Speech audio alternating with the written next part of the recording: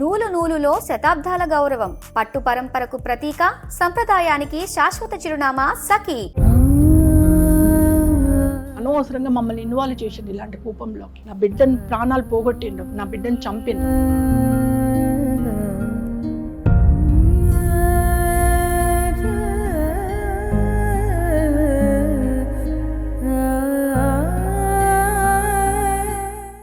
నటి ప్రత్యూష హత్య కేసులో తుది తీర్పుని ఈరోజు సుప్రీంకోర్టు వెలువరించింది. దానికి సంబంధించి ఆమె తల్లి సరోజిని గారి స్పందన ఏంటో ఒకసారి చూద్దాం. అమ్మ నమస్తే. నమస్తే.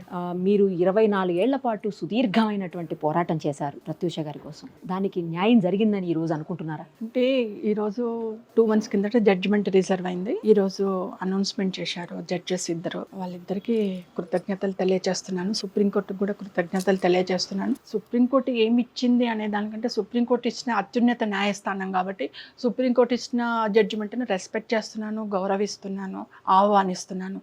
బట్ నా వ్యక్తిగత అభిప్రాయము, నేను వ్యక్తిగతంగా చెప్పేది ఏంటంటే నాకు తృప్తి లేదు. అంటే ఐఎమ్ నాట్ సాటిస్ఫైడ్. నా బిడ్డకు కూడా ఆత్మశాంతి కలగదు. ఎందుకు కలగదు అని అంటే, నేను హైకోర్టుకి వెళ్ళిందే 5 సంవత్సరాలు సరిపోదు, సెషన్ కోర్టులో ఇచ్చిన నాంపల్లి సెషన్ కోర్టులో ఇచ్చిన 5 సంవత్సరాలు సరిపోదని చెప్పి హైకోర్టుకి వెళ్ళినా. హైకోర్టులో ఏం చేశారు, 5 సంవత్సరాలని సగానికి చేశారు, 50% ఇచ్చారు. సో ఆ 50% ఇది మరీ అన్యాయము, దారుణము.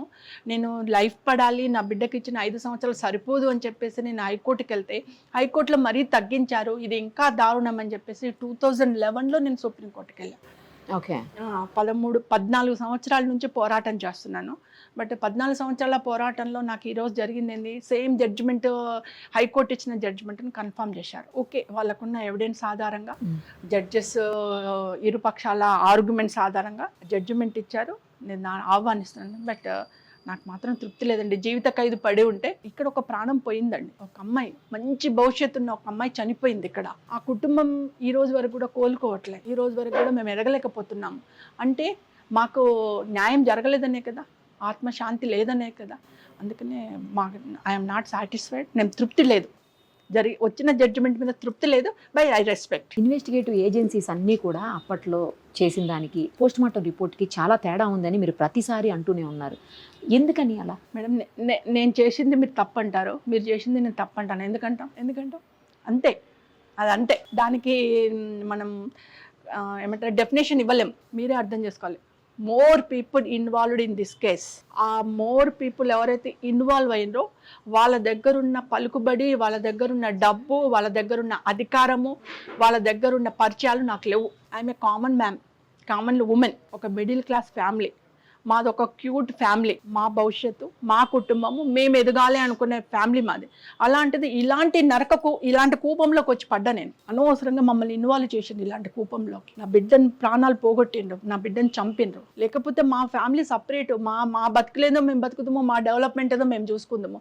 కానీ మమ్మల్ని ఇంట్లోకి లాగిండ్రు. ఒక తల్లి బిడ్డలను ఇంట్లోకి లాగి తల్లి బిడ్డ నా కోసబోసుకున్నారు, దాన్ని చంపేసిండ్రు. ఇంకేం చెప్తాం మేడం? ఇలా అధికారం ఇన్ఫ్లూ అయింది, డబ్బులు ఇన్ఫ్లూ అయినాయి. సిబిఐ అన్నారు, సిబిఐని ఇన్వెస్టిగేషన్కి ఇచ్చారు. సిబిఐ రాకముందుకి అన్ని సాక్ష్యాలను తీసేశారు. సిబిఐకి ఏమంటారు, త్రిసభ్య కమిటీ రిపోర్ట్ సబ్మిట్ చేశారు. సిబిఐ ఏం చేస్తుంది మేడం, త్రిసభ్య కమిటీ ఆధారంగానే వెళ్ళిపోయింది. అంటే మొత్తం తీసేసి మళ్ళీ ఏదైతే మునిస్వామి రిపోర్ట్ ఇచ్చాడో దాని మీద అలగేషన్స్. మునిస్వామి గారు అనౌన్స్ చేశారు, చేసేది లేకుండే, చెప్పేది లేకుండే. ఆయన ఏం చెప్పారండి రిపోర్ట్లో? ఏమి ఇచ్చారు, ఆయన ఏం చెప్పారు? అంటే తను బయటకు వచ్చి నా ప్రత్యూష దాని మీద అది ఉంది ఇది ఉంది అని చెప్పారట. అలా చెప్పేది లేకుండా రిపోర్ట్ ఇవ్వాలని దాన్ని చెప్తారా? అందుకని దాన్ని నాట్ కౌంటబుల్. ఎట్లా మేడం ఇది? ఫోటోలు ఉంటాయి కదా, పోస్ట్ మార్టం చేసినప్పుడు ఫోటోలు ఉంటాయి కదా, వీడియో ఉంటాయి కదా, వాటి ఆధారంగా చూడండి. అవేవి లేవు, ఫోటోలు లేవు, వీడియోలు లేవు, అన్ని మాయం. మా మెడికల్ లీగల్ కింద ప్రత్యూష అడ్రస్ లేదు. ఎప్పుడైతే ఇన్సిడెంట్ జరిగిందో ప్రత్యూష ఒంటి మీద ఏదైతే డ్రెస్ ఉంటుందో దాన్ని తగలబెట్టేసిండ్రు. ఏమనంటే మోషన్ చేసింది అంటారు. తల్లిగా నాకు ఇస్తే మోషన్ కడుక్కుంటా, నేను బాత్రూంలో పోయి కడుక్కుంటా, లేకపోతే చేతితో తీసేస్తా. తల్లిని నేను, నాకెందుకు ఇలే, నాకు ఇవ్వాలి కదా.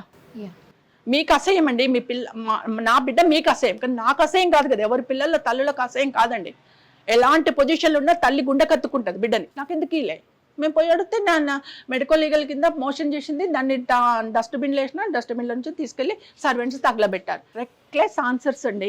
బాధ నా ఇంట్లో ఉంది, బాధ వాళ్ళ ఇంట్లో లేదు. అందుకని రెక్లెస్ ఆన్సర్ వస్తుంది. ఎట్లాగైనా బాధ నా ఇంట్లో ఉంది కాబట్టి నాకు బాధ్యత, నాకు బాధ. వాళ్ళకేం బాధ అండి? వాళ్ళ ఇళ్లలో ఆడపిల్లలు ఉన్నారు, వాళ్ళ ఇళ్లలో భార్యలు ఉన్నారు, వాళ్ళ ఇళ్లలో తల్లు ఉన్నారు.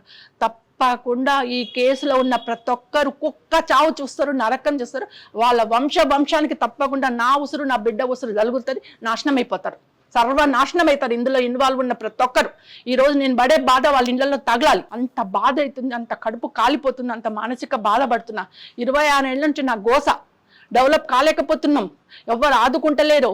ఉన్నారా ఈ రోజు వరకు? ప్రత్యూష ఫ్యామిలీ ఉందా, చచ్చిపోయిందా, బతికిండ్రా? అసలు ఏం చేస్తున్నారు? వాళ్ళు ఎక్కడున్నారు? ఎవరు అడిగారండి? ఏ ప్రభుత్వం అడిగిందండి? ఏ ప్రజాప్రతినిధి అడిగిందండి? ఎవరు పట్టించుకున్నారండి మమ్మల్ని? మేము వస్తే ఏదో తప్పు చేసిన వాళ్ళని, లేకపోతే వీళ్ళని దగ్గర తీస్తే ఇంకెవరో మమ్మల్ని తిడతారు, మమ్మల్ని ఎవరో దూరం పెడతారనే పరిస్థితికి వచ్చారండి అందరూ. మేమేం అంటరాని వాళ్ళమండి? ఏమైనా సంఘానికి ద్రోహం చేసినామా? మేమేమైనా ఎవరైనా బాధ పెట్టినామా? ఎవరైనా కష్టపెట్టినామా? మేము కష్టపడ్డాం, మేము బాధితులం. దోషులకేమో ఎంకరేజ్మెంట్ ఇస్తారు, మాకు ఎంకరేజ్మెంట్ లేదండి. అందుకని 26 ఏళ్లలో నేను పోరాటం చేస్తున్నా, ఒంటరి పోరాటం చేస్తున్నా. నాకు ఈ రోజు వరకు కూడా ఇదే స్థితి. న్యాయం కరెక్ట్గా మాకు కావాల్సిన న్యాయం దొరకని స్థితి. ఒక్క విషయం చెప్పండి, పోస్ట్ మార్టం రిపోర్ట్లో ఏముండిందమ్మా, చూసారా మీరు? ఉందండి. పోస్ట్ మార్టం రిపోర్ట్లో పోస్ట్ మార్టం రిపోర్ట్ కూడా చూశాను. ఆ కాలంలో పుణ్యవతి గారు ఉన్నారు కదా, సిపిఎం రాఘవులు గారి భార్య పుణ్యవతి గారు, ఆమె ప్రజావాజ్యం కేసు వేసిందండి ఫస్ట్ హైకోర్టులో. ప్రత్యూషకు న్యాయం జరగాలని చెప్పి ప్రజావాజ్యం కేటిస్తే అప్పుడు మునిస్వామి గారు కూడా అటెండ్ అయ్యారండి. ఎవరైతే పోస్ట్ మార్టం చేశారో ఆయన అయ్యారు. అప్పుడు మాకు ఇప్పుడు ఎమ్మెల్సీ బీజేపీ ప్రెసిడెంట్ ఉన్నారు కదండి, రామచంద్రరావు గారు, ఆయనే మాకు అడ్వకేట్ అండి అప్పుడు. ఓకే, రామచంద్రరావు గారే అడ్వకేట్ గా ఉండే అప్పుడు. సో ఆయన వాదిచ్చారు, మునిస్వామి గారు వచ్చారు, మునిస్వామి గారు చెప్పిపోయారు.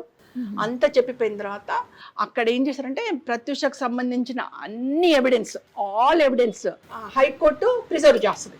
ఎందుకంటే బయటకు వచ్చేస్తే అన్ని సంచలనాలు అయిపోతున్నాయి కాబట్టి ప్రత్యూష సాక్ష్యాలు, ప్రత్యూష డాక్యుమెంట్స్ అన్ని మేము హైకోర్టులో ప్రిజర్వ్ చేస్తామని చెప్పేసి అప్పుడు రోహిణి జడ్జ్ ఒకరు, నాయుడు ఉన్నారండి ఒకరు, నాయక్, ఇద్దరు జడ్జెస్ తోటి జరిగిందండి ఆర్గ్యుమెంట్. వాళ్ళిద్దరూ ఆ ప్రత్యక్ష సాక్ష్యాలన్నీ రిజర్వ్ చేశారు, దాచిపెట్టేశారు. ఓకే, హైకోర్టులో రిజర్వ్ చేశారు. అట్లీస్ట్ తల్లిగా నేను అడిగితే నాకు కూడా ఇవ్వలేదండి, అన్ని దాచిపెట్టేస్తున్నారు. సెషన్ సిబిఐ ఇన్వెస్టిగేషన్ చేసినప్పుడు సిబిఐకి ఆ బాక్స్ ఇచ్చారు, మళ్ళీ సిబిఐ ఇన్వెస్టిగేషన్ చేసుకొని ఆ బాక్స్ ని హైకోర్టులో ఇచ్చేయాలి.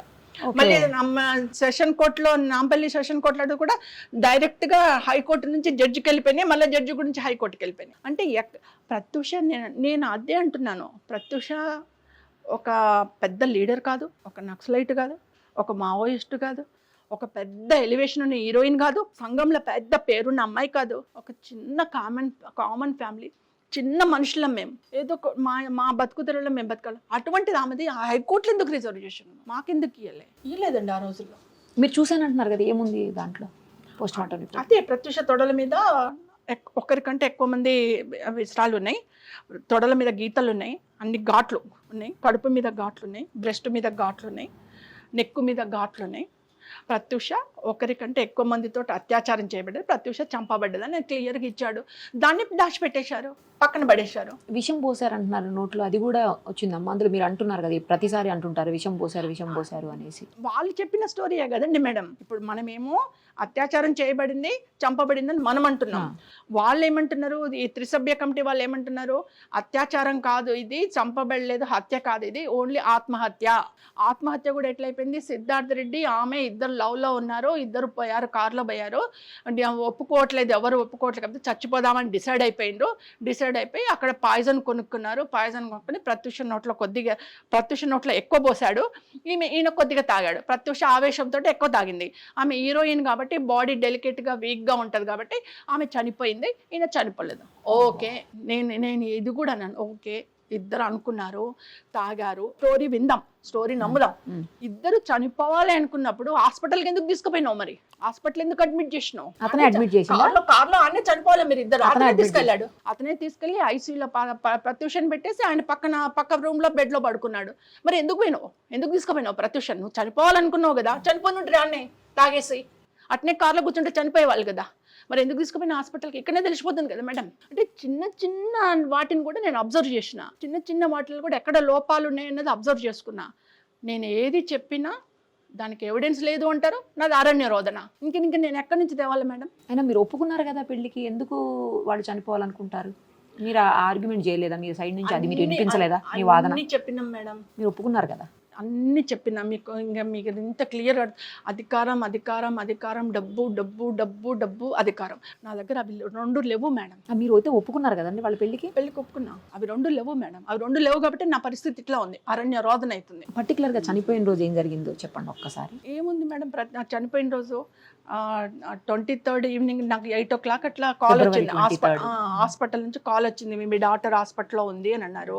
నేను ఆన్ ది స్పాట్ మా బాబుని తీసుకొని వెళ్ళేసరికి ఆమెను ఐసీయూలో పెట్టేశారు. ఈయన పక్క రూమ్లో పడుకున్నారు. మేము వెళ్ళి బయట ఐసీయూ బయట నిలబడి నా డాక్టర్ అసలు ఎందుకండి హాస్పిటల్ ఎందుకు అడ్మిట్ అయింది, ఏమైంది, ఒకసారి లోపలికి వెళ్తామంటే నేను 8:30కి అలా వెళ్తే నన్ను 10:30కి అలౌ చేశారండి. 2 hours బయట ఏడ్చుకుంటూ నిలబడ్డా. నా బిడ్డకి ఏమైందో చెప్పండి, నేను వెళ్తాను, నా బిడ్డకి ఏమైందో. నోబడి అండి, అసలు వాళ్ళకి దయా దాక్షిణ్యం ఉంటే కదా మమ్మల్ని అలౌ చేసేది. అంత రాక్షసులు, వైద్యో నారాయణ అంటాం కానీ ఆడ వైద్యో నారాయణ డాక్టర్లు కాదు, రాక్షస డాక్టర్లు ఉన్నారు ఆడ. లోపలికి అలౌ చేయలేం మమ్మల్ని, బయటనే నిలబడిపోయినాము. మా పిఆర్ఓ గిరిధర్ గారికి కాల్ చేసుకున్నాము, వీళ్ళకి కాల్ చేసుకుని. మార్నింగ్ మీకు వెళ్ళేటప్పుడు తను చెప్పే వెళ్ళిందండి? అంటే మార్నింగ్ వెళ్ళిందా తను బయట? లేదండి, 24th రోజు పాపకి ఏమంటారు కన్నడ మూవీ ఓపెనింగ్, వెంకట గారితో ఓపెనింగ్ ఉండింది. పాప పొద్దున్నే నేను గుడికి వెళ్ళి తీసుకెళ్ళి కొద్దిగా హోమము అది చేయించాను. కొత్త లాంగ్వేజ్లోకి వెళ్తున్నావు కదా, కొత్త లాంగ్వేజ్లోకి వెళ్తున్నావు కదా అని చెప్పి హోమం అవి చేయించేస్తే ఇంటికి వచ్చి లంచ్ చేసుకుని 3 to 3:30 మధ్యలో మా అన్నయ్య కూతుర్ని ప్రత్యూషనిచ్చి పంజగుట్ట మా అన్నయ్య కూతురు కెనెటిక్ మీదే వెళ్ళేసి కొద్దిగా ఫేషియల్ అది చేయించుకొని వస్తున్నామా. నేను అది కూడా చెప్పాను, వచ్చేటప్పుడు బేగంపేట ఎయిర్పోర్ట్లో టికెట్స్ తీసుకొని రండి, ఎందుకంటే అప్పుడు టికెట్స్ డైరెక్ట్ కొనుక్కోవాలి. నేను ఆన్లైన్లో బుకింగ్ అవన్నీ ఏం లేవు, డైరెక్ట్ కొనుక్కోవాలి. ఫ్లైట్ టికెట్స్ తీసుకుంటే మళ్ళీ మార్నింగ్ ఆ టైంకి ఉంటాయి ఉండవు, మళ్ళీ లేట్ అయిపోతుంది. సో మీరు ఆన్ టైం వెళ్ళడానికి ఈజీగా ఉంటుంది, టికెట్లు కొనుక్కొని రండమ్మా అని చెప్పేసి నేను డబ్బులు ఇచ్చి పంపించాను. అక్కడికి పోయింది చేసుకున్నప్పుడు అప్పుడు ఈ శనిగ్రహం వచ్చేసాడు. సిద్ధార్థ రెడ్డి వచ్చేసి నువ్వు వెళ్ళిపోతున్నావు కదా 1 month. అప్పుడు ఆమెకి ఎలా కన్ఫర్మ్ చేసినంటే బెంగళూరులో ఓపెనింగ్ అయిపోగానే డైరెక్ట్ చెన్నైకి వెళ్ళిపోవాలి. చెన్నైలో 2 సినిమాలు ఉన్నాయి, 15 days ఇచ్చేసాం. సో 1 month చెన్నైలోనే ఉంటుంది తను. అందుకనే అతను వచ్చేసి నువ్వు 1 month చెన్నైలో ఉంటావు కదా, మళ్ళీ కలవ హైదరాబాద్కి వచ్చేసి ఒక 5 నిమిషాలు అలా వెళ్ళేసి వద్దామా అన్నారంట. అంటే అప్పటికి మా సిరి చెప్పింది, వద్దు అత్తమ్మ ఏం చెప్పింది, ఎయిర్పోర్ట్కి వెళ్ళి టికెట్ తీసుకోలేమన్నది, మళ్ళీ ఎర్లీ మార్నింగ్ ఫ్లైట్ ఉంటే మనకు కష్టమైపోద్ది, పోదాం పింకీ అంటాం మా ఇంట్లో నిక్నేమ్ పింకీ, పోదాం పింకీ వెళ్దామంటే లేదు అక్క నువ్వు 5 minutes కూర్చో నేను అలా వెళ్ళేసి వస్తాను. మా సిరి చూడడం అదే లాస్ట్. నేను లిఫ్ట్ దగ్గరికి వెళ్ళి తొందరగా రండి అమ్మ అని సెండ్ ఆఫ్ చేయడం, నేను అదే లాస్ట్ మా పాపని చూడడం. తను వెళ్ళిపోయింది, తమ్మ వెళ్ళిపోయింది. ఇంకా వాడు అందరినీ రెడీ చేసుకున్నాడు, పక్కా ప్లాన్లో తీసుకెళ్ళాడండి. తీసుకెళ్ళి రేపు మర్డర్ అన్ని జరిగినాయి, తీసుకెళ్ళి హాస్పిటల్లో అడ్మిట్ చేశాడు. ఇద్దరు క్లాస్మేట్స్ కదండి వీళ్ళిద్దరు? క్లాస్మేట్స్ అండి, ఇంటర్మీడియట్లో. ఎక్కడున్నాడండి ఇప్పుడు సిద్ధార్థ రెడ్డి? అబ్రాడ్లో ఉన్నారు అంటే నాకు కన్ఫర్మ్ న్యూస్ లేదండి, అబ్రాడ్లో ఉన్నారు అని అంటున్నారు, ఐ డోంట్ నో. కానీ 4 weeksలో లొంగిపోవాలని ఇచ్చినట్టున్నారు. ఇచ్చారు. నెక్స్ట్ ఏం చేయబోతున్నారండి ఫైనల్గా చెప్పండి. ఇంకా నెక్స్ట్ అంటే మేడం మా అడ్వకేట్తో మాట్లాడాలి, ముందు జడ్జిమెంట్ కాపీ రావాలి. జడ్జిమెంట్ కాపీ వచ్చిన తర్వాత దాన్ని చూసుకొని మా అడ్వకేట్తో మాట్లాడి ఏం చేయాలన్నది త్రూ లీగల్గా కొనసాగిస్తారా మీ పోరాటం అండి? మీ పోరాటం ఇంకా కొనసాగుతుందా? నా కూతురు అంటే ఇక సుప్రీంకోర్టు వరకు ఎవరికి బాధ్యత లేకపోయినా నా కొన ఊపిరి ఉన్నంత వరకు ఐ వాంట్ లివ్. అంటే ఇప్పుడు సుప్రీంకోర్టు అత్యున్నత న్యాయస్థానం కదండి, అక్కడి నుంచి వచ్చినటువంటి తీర్పు కదా. అంటే దీని తర్వాత చాలా ఉంటాయి కదండి, ఇప్పుడు వాళ్ళు కూడా ఏదో ఆలోచిస్తుండొచ్చు కదా. ఇప్పుడు విత్ ఇన్ 4 weeks అన్నారు, వాళ్ళు కూడా ఏదో ఆలోచిస్తారు, మేము కూడా ఏదైనా ఆలోచించాలి కదా, చేయాలి ఏదో ఒకటి. ఇంకొకటి నేను చెప్పేది ఏంటంటే ప్రభుత్వాలు కూడా ఇలాంటి బాధిత కుటుంబాలను ఆదుకోవాలి. అందులో ఆమె ఆర్టిస్ట్ దాని అంటే నేననేది ఏంటంటే ఎంతోమంది కళాకారులను పిలుస్తున్నారు సీఎం రేవంత్ రెడ్డి గారు, అంటే ఫీల్డ్కి చాలా హెల్పింగ్గా ఉంటున్నారు, ఆదుకుంటున్నారు, కళాకారులను గౌరవిస్తున్నారు, అవార్డులు ఇస్తున్నారు, పిలుచుకుంటున్నారు. చాలా సంతోషం. సినిమా రంగ కుటుంబంగా మేము కూడా చాలా హ్యాపీ అవుతున్నాం. బట్ అందులో ప్రత్యూష కూడా గుర్తుంచుకోవాలా, ప్రత్యూషను కూడా గుర్తించాలా. బతికుండుంటే ఒక మంచి హీరోయిన్ అయ్యేది, తెలంగాణ నుంచి ఎంతో పేరు తెచ్చేది, ఎన్నో అవార్డులు తెచ్చేది. అలాంటి అమ్మాయి దురదృష్టవశాత్తు వెళ్ళిపోయింది. మరి రేవంత్ రెడ్డి గారు కుటుంబాన్ని ఆదుకోవాలా, ప్రత్యూషను గుర్తించాలా. కలిసారా ఎప్పుడన్నా సీఎం గారిని? కలవలేదండి, బట్ నేను అందరి మొబైల్కైతే మెసేజెస్ పెట్టాను, ఒక 30 times వరకు పెట్టాను messages. Nobody coming forward, but I request మళ్ళీ కలవడానికి ప్రయత్నం చేస్తున్నాను. అండ్ మా FDC చైర్మన్ దిల్ రాజు గారికి కూడా ఒకసారి వచ్చి FDCలో ఇవ్వమన్నారు, ఇచ్చాను పోయి. చూద్దాం ఏమవుతుందో, ఏం అలర్ట్ అవుతారో. బట్ అందరూ కలిసి ఆదుకోవాలని చెప్పేసి మాత్రం కోరుతున్నాను. రైట్ అండి. ఒంటరి పోరాటం చేశారు 24 ఏళ్ల పాటు, మళ్ళీ కొనసాగిస్తానంటున్నారు. మీ ధైర్యానికి హ్యాట్స్ ఆఫ్ చెప్తూ మీకు మరింత మనోధైర్యాన్ని దేవుడు ప్రసాదించాలని కోరుకుంటూ thank you so much. Thank you.